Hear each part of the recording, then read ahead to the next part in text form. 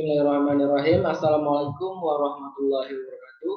Perkenalkan, nama saya Muhammad Fatur Rahman Desti dengan NIM 21050404107, Program Studi Ilmu Hukum, Fakultas Ilmu Sosial dan Ilmu Politik, Universitas Maritim Raja Ali Haji. Baiklah, pada kesempatan kali ini saya akan menjelaskan atau memaparkan materi mengenai penyelesaian sengketa dagang untuk memenuhi tugas dari mata kuliah Hukum Dagang. Langsung saja, yang pertama yaitu penyelesaian sengketa dagang. Para pihak dalam sengketa, beberapa stakeholders atau subjek hukum dalam hukum perdagangan internasional, yaitu negara, perusahaan, atau individu, dan lain-lain. Pertama, sengketa antara pedagang dan pedagang adalah sengketa yang sering dan paling banyak terjadi. Sengketanya diselesaikan melalui berbagai cara. Cara tersebut semuanya bergantung pada kebebasan dan kesepakatan antara kedua belah pihak. Kedua, pedagang dan negara asing bukan merupakan kekecualian. Kontrak-kontrak dagang antara pedagang dan negara lazim ditandatangani. Kontrak-kontrak ini biasanya dalam jumlah atau nilai yang relatif besar. Termasuk di dalamnya adalah kontrak-kontrak pembangunan atau development contract, yaitu misalnya kontrak di bidang pertambangan. Walaupun negara mempunyai hak atau konsep komunitas, hukum internasional ternyata fleksibel. Hukum internasional tidak semata-mata mengakui atribut negara sebagai subjek hukum internasional yang sempurna atau par excellence. Hukum internasional menghormati pula individu pedagang sebagai hukum internasional yang terbatas.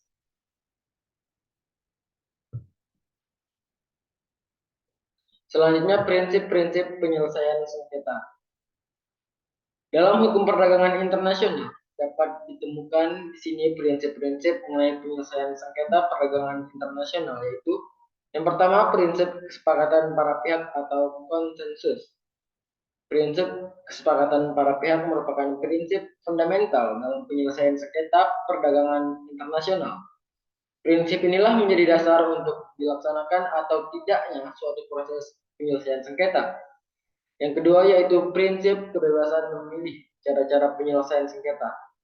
Prinsip penting kedua adalah prinsip di mana para pihak memiliki kebebasan penuh untuk menentukan dan memilih cara atau mekanisme sebagaimana sengketanya diselesaikan atau principle of free choice of means. Yang ketiga yaitu prinsip kebebasan memilih hukum. Prinsip kebebasan para pihak untuk menentukan sendiri hukum apa yang akan diterapkan bila sengketanya diselesaikan oleh badan peradilan atau arbitrase terhadap pokok sengketanya. Yang keempat, prinsip etikat baik atau good faith. Prinsip ini menyertakan dan mewajibkan adanya etikat baik dari para pihak dalam menyelesaikan sengketanya. Dalam prinsip ini tercermin dalam dua tahap. Yang pertama itu prinsip etikat baik diisyaratkan untuk mencegah timbulnya sengketa. Dan yang kedua, penyelesaian sengketa melalui cara-cara yang dikenal dalam hukum atau perdagangan internasional, yakni negosiasi, mediasi, konsilisasi, arbitrase, pengadilan, atau cara-cara pilihan para pihak lainnya. Yang kelima yaitu prinsip exhaustion of local remedies. Menurut prinsip ini, hukum kebiasaan internasional menetapkan bahwa sebelum para pihak mengajukan sengketanya ke pengadilan internasional, langkah-langkah penyelesaian sengketa yang tersedia atau diberikan oleh hukum nasional suatu negara harus terlebih dahulu ditempuh exhausted. Selanjutnya, forum penyelesaian sengketa. Yang pertama, negosiasi adalah cara penyelesaian sengketa yang paling dasar dan paling tua yang digunakan. Dengan cara ini, para pihak dapat mengawasi prosedur penyelesaian sengketanya. Yang kedua yaitu mediasi, adalah suatu cara penyelesaian melalui pihak ketiga atau sebagai pihak yang netral. Ini bisa individu atau pengusaha atau lembaga organisasi profesi atau dagang. Mediator ikut serta secara aktif dalam proses negosiasi dan berupaya mendamaikan para pihak dan memberikan saran penyelesaian sengketa. Yang ketiga yaitu konsilisasi. Memiliki kesamaan dengan mediasi, kedua cara ini adalah melibatkan pihak ketiga untuk menyelesaikan sengketa secara damai. Namun konsilisasi lebih formal daripada mediasi. Yang terakhir yaitu arbitrase adalah penyerahan sengketa secara sukarela pada pihak ketiga yang netral. Pihak ketiga ini bisa individu, arbitrase lembaga atau arbitrase sementara atau ad hoc. Selanjutnya pengadilan nasional dan internasional. Metode yang memungkinkan untuk menyelesaikan sengketa secara lain selain cara-cara tersebut di atas adalah melalui pengadilan nasional maupun internasional. Penggunaan cara ini biasanya ditempuh apabila cara-cara penyelesaian yang ada ternyata tidak berhasil.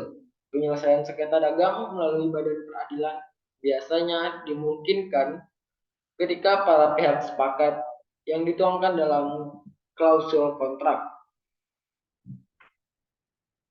Selanjutnya yang terakhir ada hukum yang berlaku, bahwa pilihan hukum atau choice of law, proper law atau applicable law, suatu hukum nasional dari suatu negara tertentu tidak berarti bahwa badan peradilan negara tersebut secara otomatis yang berwenang menyelesaikan sengketanya.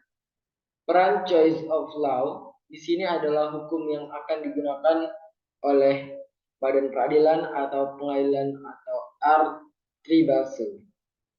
arbitrase untuk yang pertama menentukan keabsahan suatu kontrak dagang, yang kedua menafsirkan suatu kesepakatan dalam kontrak, yang ketiga menentukan telah dilaksanakannya atau tidak dilaksanakannya suatu prestasi atau pelaksanaan suatu kontrak dagang. Yang keempat yaitu menentukan akibat-akibat hukum dari adanya pelanggaran terhadap kontrak. Hukum yang akan berlaku ini dapat mencakup beberapa hukum.